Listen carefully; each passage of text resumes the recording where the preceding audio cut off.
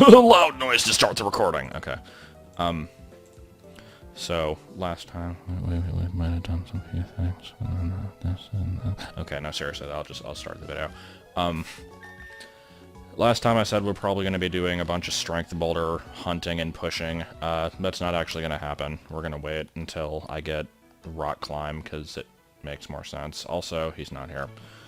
The reason I'm here is because I was told to go to the lake by Rowan last time, and I did, but I don't remember, like, for what reason I actually had to go there. Other than, like, to check out what was going on. I'm not sure, like, if I decided to not go, if there would have been any repercussions to that. So, let me go this way. Are they? Yeah, here they are. I'm very curious what would happen if I didn't do this, though. So, I'm going to take the time to find out. The next place that you're supposed to go, not counting checking out plot events and whatnot, is the Northern Snow route.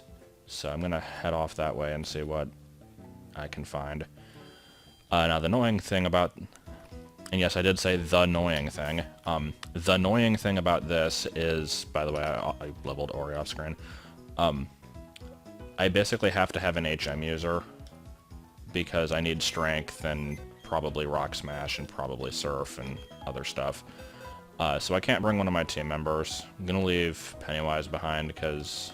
it's the highest level by a very, very small margin, and that's basically the only reason why. So let's go ahead and see what happens if I try to progress the game without Rowan saying that I can progress the game. But anyway, in today's video, we get story time, because I've been uploading these videos later and later. Mainly because a lot of the videos require a lot of grinding, and like by the time I'm ready to sit down and record it, it's already at least like noon, and then I go to record it and I'm like, oh hey, I have to grind for 3 hours first, so they've been coming up late. This one I am starting the recording right now. Oh hey, I need strength actually. It is currently 3:54 p.m. and I'm recording this one so late because of various distractions that have come up throughout the day. Currently, Brenna is outside in the car, waiting for a tow truck, because we were going to go to the store today and discovered that the car wouldn't start. And so, immediately, I'm thinking, shit, what did I do? Because, I don't drive at all. I've probably mentioned this at some point, but if you don't know, I don't drive. My mom never drove, and so I think it kind of like got passed down to me to like fear driving. It's something that I eventually do need to get over, but it has yet to happen. But I mention this because I did actually like back the car out of its parking space and move it into a different one the other day, because apparently someone was bitching that it was like in their spot. I don't know. And so, and for the record, there's no assigned spots, but whatever. Moved the car, and that's about as much as I feel comfortable doing. Even that much, I'm always worried that I'm going to hit something, but it went okay. That was a couple days ago. We hadn't left for anything in the past few days, and go out today, and the car won't start. So I'm thinking, well, fuck, what did I do to it? We actually determined that it was not me. The reason it died probably was because the, like, the overhead light had been left on, because a few days before that, I'm trying to, yeah, I think it was like the night before I moved it. I went out to, like, I took garbage out, and I noticed this little circular dangling thing on the front of the car, and I'm like, okay, what is this?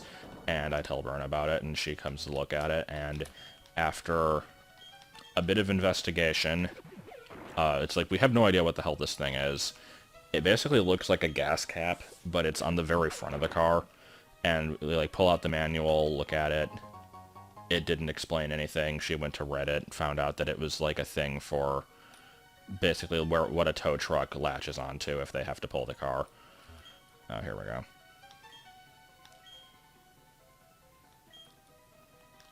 Really? That is a really shitty roadblock. Okay. Anyway, we find out that that's what that is, and we're like, okay. But the problem was we had used the light to look at the manual, and I apparently never turned it off. So we think the battery's dead. It probably just needs a jump start, but she wants to have it looked at anyway. So I'm fully predicting that at some point in the middle of this recording, she's going to come in and say, hey, they didn't tow the car because they just needed to jump start it, blah, blah, blah. And I'll be like, how dare you walk in on me? I've warned you against this. And then domestic violence. No, that won't happen. But, anyway, I'm like, thinking to myself, like, wow, I really should not have made that joke because people are going to take me seriously, but no. Guess we're talking to Rowan here. That was basically that story. It was stupid and didn't really go anywhere, but I like how we found out that the thing was used for towing, and then fricking immediately it has to be used for that. I don't know, it was kind of stupid. So that's where that story went. It was pretty good. And while we're still waiting to progress the game here, well, we're almost there anyway, so let me just go ahead and talk to Bumbaface. Bumbaface, that's his name now. Scoundrels. Help us! Yeah, they're not getting any help at all. I guess we'll see if Ori can actually accomplish anything here. I actually had a hell of a time fighting wild Pokemon just to get up to level 35 in the first place. Then again, I might have been fighting in a bad place, because it was like a bunch of flying types that I couldn't do much against, and that was pretty much it. Alright, oh wow. So looking at my current team, not counting Pennywise, who isn't on the team, if we just look at these 5, I just realized that if I ever want to use Earthquake in a double battle, 3 of my team members are weak to ground. So, maybe you won't die to Earthquake, if I'm lucky. I guess we'll find out. And Water Pulse on the Glameow, I suppose. Yeah, I think you're gonna die to Earthquake. Everybody's like, hey, team up on the pink thing. Alright, well, that's 1 down at least. Oh, that didn't kill, actually. Okay, that's good. And there's a Golbat. These moves do not work well against a Golbat. I will use Counter and see if that does anything. Wait, what? Hold on. Okay, I misread that. I was being stupid. And Death from Wing Attack, probably. Yeah, okay. Luckily I can go back and heal. But yeah, this is me just not giving a shit about the fight and being like, hey, I'll just use moves and it will work. So the whole used a move but there was no target thing, that didn't exist in Gen 3, right? I want to say that in that game, you would like actually wait until they sent out the next Pokemon before you would use the attack, or you would just basically waste the turn and not even use it. In this case, like, you are using the PP and wasting it. It's really stupid. Don't particularly want Sunny Day. It's good for certain combos, like I could put Solar Beam on something, but I'm not gonna deal with Sunny Day. I usually don't like weather moves that often. They have a time and a place, but they're a bit annoying to deal with. Skipping you. And we're leaving. Bumbaface can deal with them on his own. Is this my house? Actually, hold on. No, that is Donut's house. See, because it has a lot of powdered sugar on the side of it. I like the one area of snow in the game. It was like one of the selling points, like a bullet mark on the back of the box, like, explore the Sinnoh region with more snow. And it's like here and nowhere else. It's kind of excellent. I don't think it was actually on the box, but I remember it being like a thing that people pointed out. He's not really doing anything to you. And we're still not able to surf. I like how this water is ever so slightly too low that you can't actually get into it. Anyway, more double battles. And up there we have the match of the ages, with Red Hat versus Red Hair. And yay, more things work. More things work. Work to Earthquake. I'm actually going to do the smart thing here and switch out so there is no earthquake damage. There we go. Excellent. Tropius, you're not allowed to get any experience, though. You have to know your place. I know, I'll use Defog. I'm actually going to use Defog, because I don't want to, like, KO stuff with my HM Slave. The days of that are beyond us. Only Becky is allowed to get residual experience. Yeah, more of this. So just keep on using Earthquake and Defog. So yeah, boring fights. Okay. I like how all of them are focusing on freaking Tropius there. He's just kind of like a magnet for attention. Epic tragedy, man. Yep, that was pretty good. And there's a conspicuous bear patch, which I think had the bag of starters in the original game. Also, fun fact about this lake. This place does have dongle Pokemon.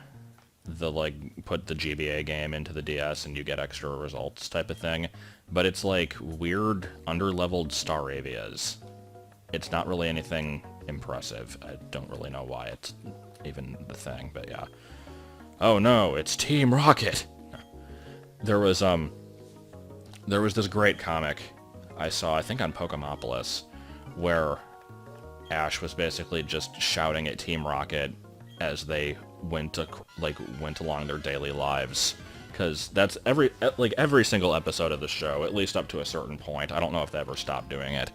Of course, they always do their motto and everything, and it's like, this motto takes probably a good 30 seconds at least to read out, during which the, like, good guys, I don't know what you call them, just Ash and company, will basically stand there and do nothing, and so they'll be like, surrender now and prepare to fight. Meow, that's right. Wah, Buffet. Insert other Pokemon cry here. Insert other Pokemon cry here. Insert... No, they, like, tacked so many onto the end. But then they'd be like, Team Rocket! Like, yeah, that's who that is, Ash. Good job. You figured it out. But the comic was, like, James comes out of a bathroom, Team Rocket! Or, like, they're eating lunch, and then he yells at them, and just... it gets, increasingly stupid. I enjoyed that comic. Also, I think I became very loud during that, and I apologize. I'll just become really quiet again. That'll be good. And I swear, if anybody says ASMR, you're getting, like, on the shit list. I seriously don't know why that's even a thing, and why it's, like, everywhere suddenly. I don't know. It's annoying. There's a good part of the song there, right, by the way. That's a... Let's find out if this thing has Levitate. Yes, it does. In case you don't know, Bronzor and its evolution, I think are the only Pokemon that can have Levitate as an ability, but aren't guaranteed to. Everything else basically has it, and will never have anything else. Sometimes to the point of ridiculousness, like with, Trapinch actually getting 2 normal abilities plus a hidden ability, and then both of its evolutions have only Levitate. But yeah, Bronzor can have Levitate, but it can also have Heat Proof, so it is either immune to ground or takes neutral damage from fire, but you won't know which. Anyway, here's a Purugly. Bronzor! Oh, come on, what is this? Okay, I thought it was curing the paralysis. See, I outspeed it, but I'm not going to be able to KO it, unfortunately, so let's go ahead and switch. Go, Foliage. You're in charge. And dodging Hypnosis like nobody's business, that's always good. Fun fact, Hypnosis was 60 accuracy in every game before Gen 4, It went up to 70 for Diamond and Pearl. Then they found out that it was too broken, so they brought it back down to 60 for this game.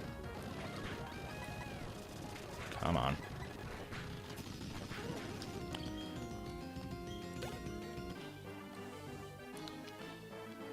Oh, okay.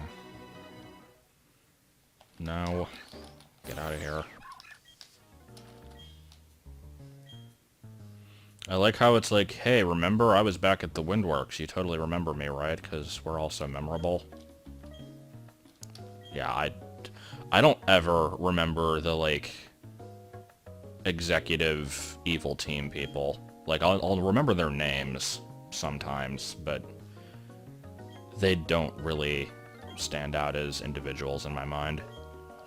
Like, other people say that, like, the Team Aqua and Magma people are relatively memorable, but they're not really at all.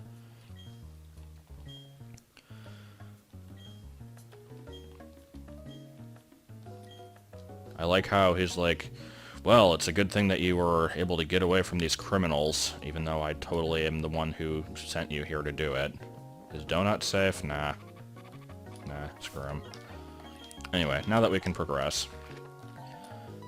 List of Pokemon games to talk about.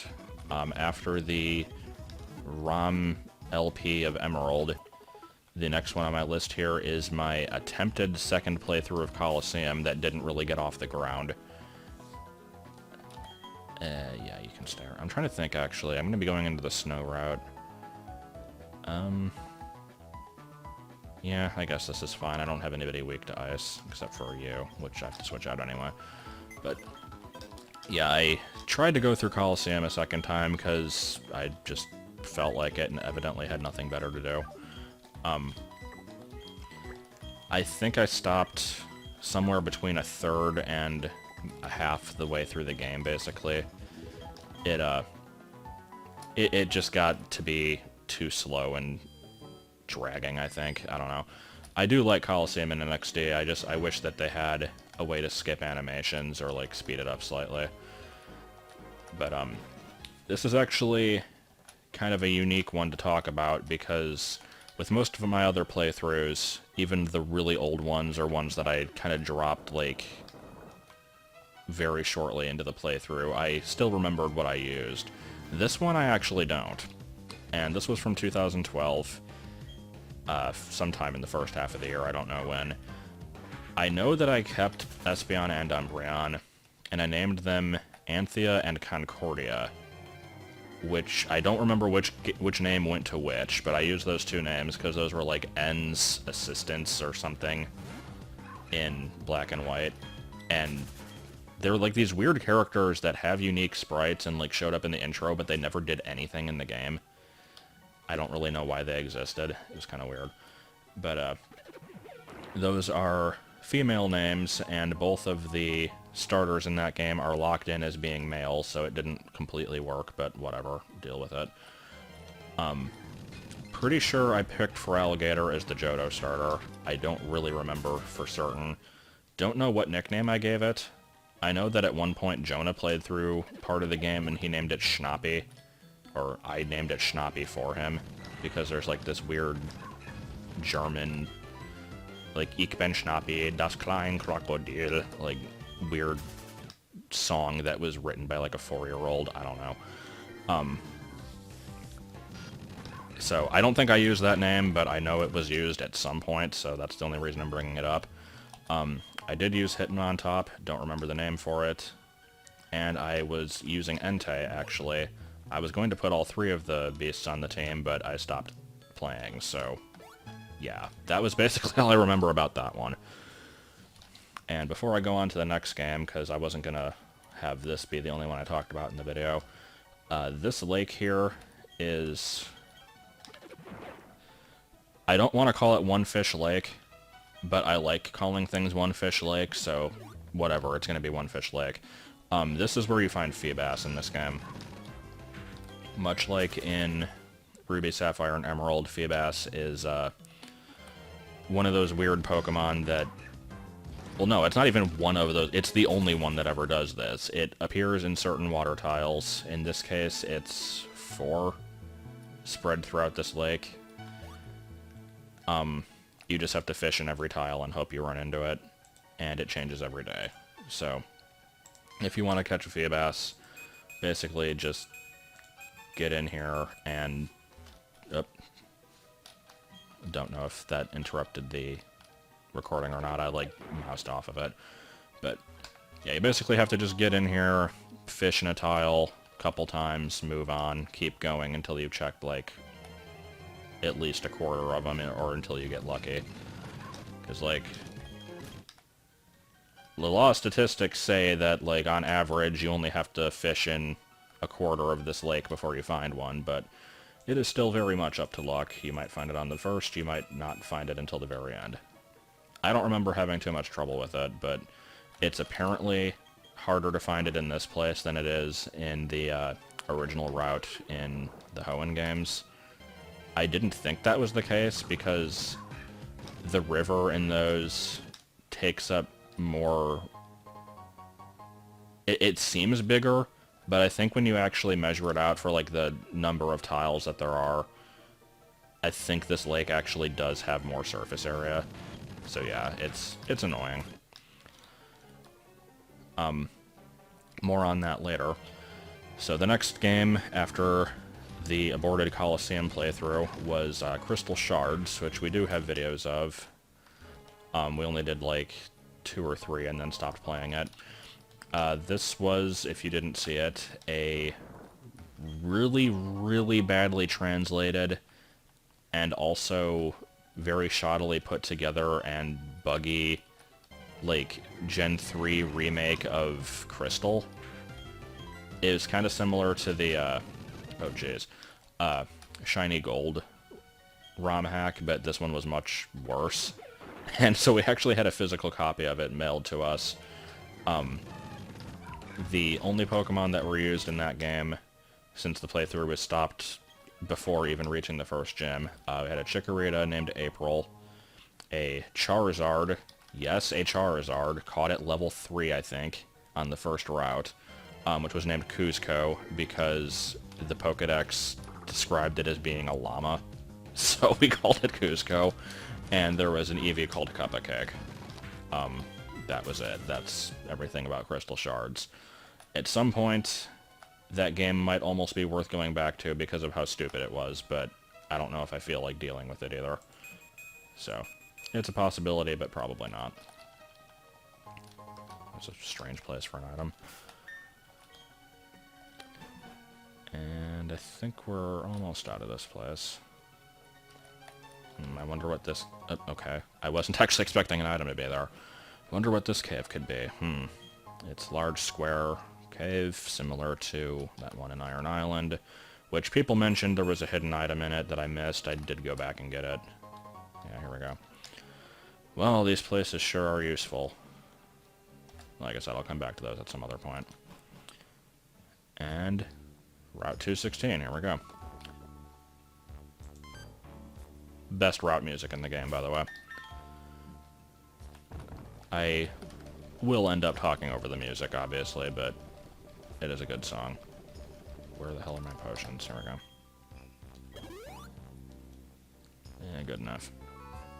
Actually, do I have any Lepa berry, or not Lepa, Oran berries? Yeah, I've got a few. I'd rather just heal it all the way. Stop doing that. Supreme berry healing action.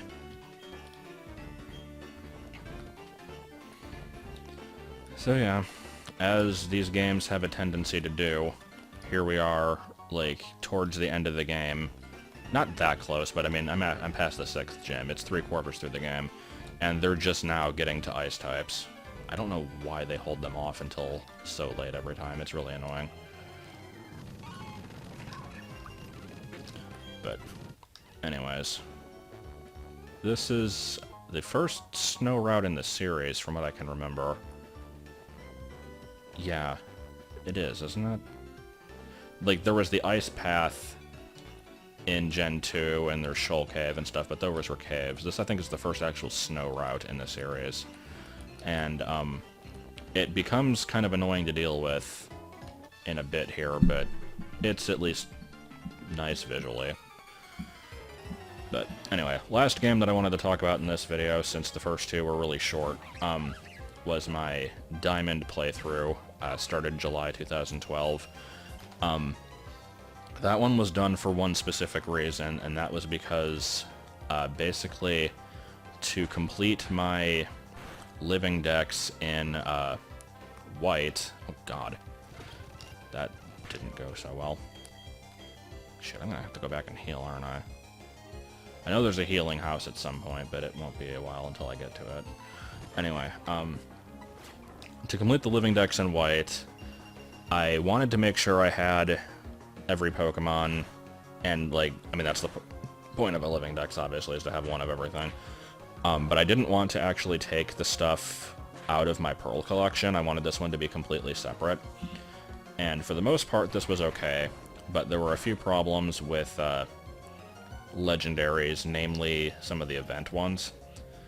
And so I knew that in my Pearl game, I had the Toys R Us event Shaman. In Brenna's Platinum game, which also had a living dex, it had the Platinum like Shaman that you actually catch in-game from my copy. And we needed a third Shaman somewhere. And I think the same kind of... No, I was going to say the same thing happened with Darkrai, but it actually didn't, because Darkrai, there was a Gen 5 event for it. So it was mainly for Shaman. Diamond and Pearl, there is a glitch called tweaking that lets you basically get into, like, a void, and if you abuse it the correct way, you can, basically jump to parts of the game that you're not supposed to. It's really weird. And so... I basically wanted to do that, but I wasn't willing to risk doing it in my Pearl game because I had put so much time into it, so we got a copy of Diamond from somewhere, I forget where, and I'm like, sure, I'll just play through this game, and I kind of wanted to play through one of them again anyway, so I'm like, alright, and I'll get the Shaman out of it, and I'll be good. Playthrough for that one, this was going to be my game where I didn't give a shit for the most part. Jesus, I am losing so bad to this trainer. What is even going on? I think I'm gonna need to go back and heal, which is annoying, but... Like, I don't know why I'm failing so much here. I think Magby is gonna be carrying me through this area. Yeah, let me go ahead and heal. I'll be back, and then I'll talk about the team. Alright, we're back. At least for 3 seconds until I die to another trainer. I do want to zigzag across these bridges and fight all the people. But yeah, Diamond playthrough, like I said, I kind of wanted to go through this one without caring as much about stuff as I did in other ones. Like, I usually have all these, like, OCD tendencies in Pokemon games, but,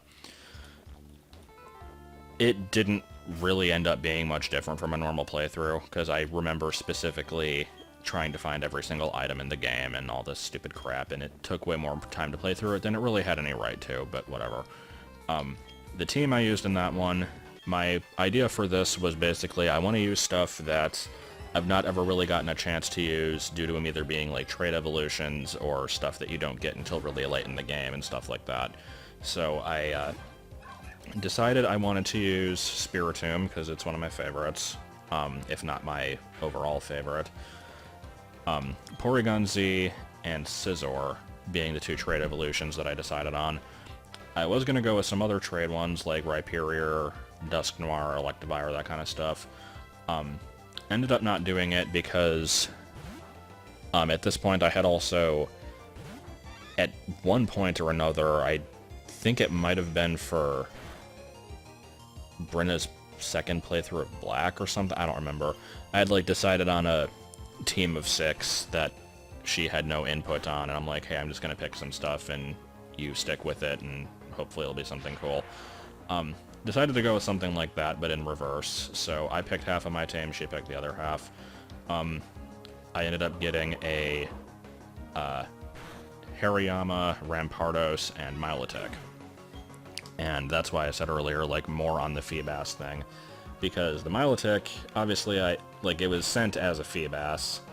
Like, everything was hatched from eggs. And, I guess I'll just, like, Magic Leaf or something. But yeah, Feebas can't do anything until you can actually raise its beauty up, which you can't do until you get to Hearthome, basically. So it was just dead weight until I got to that point. I know there's a video of me, like, doing 2-player berry mixing on 2 different DSs at the same time. It's really stupid. But that's the main thing I had to say about that playthrough, was just the Pokemon I used. As is the case with most of them, but this one I don't really recall very much else happening of note. Nicknames, I had Spiritomb was Wheatley because it kind of looks like a portal. Porygon Z is Akihabara, which is the name of, well, it's like some kind of weird otaku place in Japan, I guess. I don't really know what its deal is, but it's also the name of a scientist from the Porygon episode of the anime, the one that gave all the kids seizures. Scizor was Zorak from Space Ghost. Hariyama was Tori, because it was like the only female on the team, which was stupid because it is not a particularly female-looking Pokemon, but whatever. It's just Toru from Jackie Chan Adventures, but with an I. Rampardos was Paco, because it's a Pachycephalosaurus, and Paco was like kind of short for that. And then Milotic is Beauregard, because it includes the same few letters as Beauty. Beauty! Yeah, I'm not going to do the Phalos old man voice, because I couldn't think of anything to say. I could always go, it's completely useless now! But it wasn't really in context with anything, so shut up. Oh, I was about to die from hail there, and then I remembered Magic Guard as a thing. Yeah, I am really not doing well against these trainers. Like, good gov. Can we please finish this thing off? Okay, good. Does he have a third? Yeah, she does. Okay. Earthquake would work well here, but I'm gonna get outsped, so Rock Slide, that's the name of that move. You know, that move where you roll into things, it's called Rock Slide. Yeah, let's... Ah, shit. There goes my attack stat. Well, let's see how it goes anyway.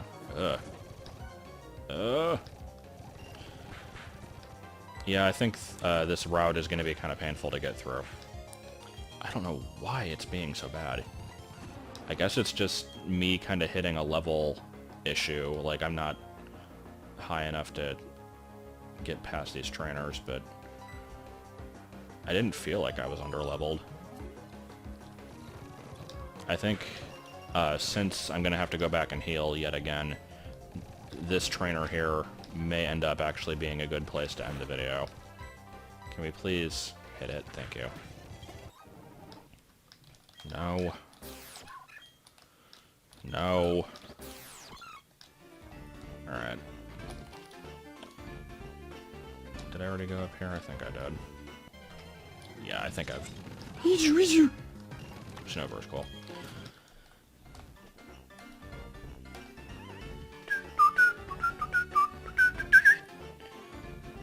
So yeah, I think I've checked this beginning area pretty thoroughly at least. That's, what, only the second trainer I fought? I don't think I fought that one down there, did I? Let's find out.